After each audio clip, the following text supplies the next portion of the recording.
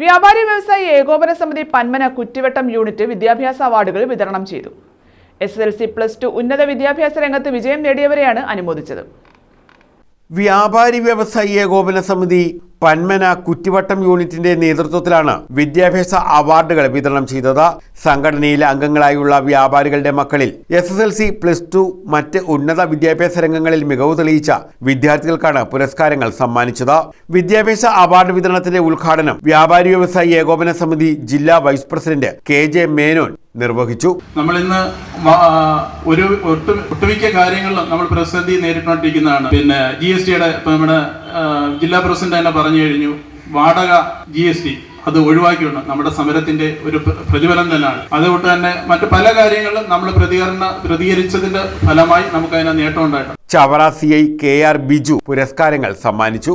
സംസ്ഥാനത്ത് മൊത്തത്തിൽ നടപ്പിലാക്കാനുള്ള ആലോചനകളൊക്കെ അവിടെ നടന്നു വന്നിരുന്നു. അത് ഈ ക്യാമറകൾ സ്ഥാപിക്കുന്ന ഒരു പദ്ധതിയാണ്. അതുപോലെ ഇപ്പോൾ അടുത്ത സമയത്ത് നമ്മൾ ADGP എല്ലാണ്ട് എന്തോ പരിപാടി ഉദ്ഘാടനം ചെയ്തതിൻ്റെ വീഡിയോ ഒക്കെ ഞാൻ കണ്ടിരുന്നു. വ്യാപാരി വ്യവസായികളായിട്ടുള്ള വ്യാപാരി വ്യവസായി ഏകോപന സമിതിയുടെ വിവിധ ഭാരവാഹികൾ പങ്കെടുത്തു.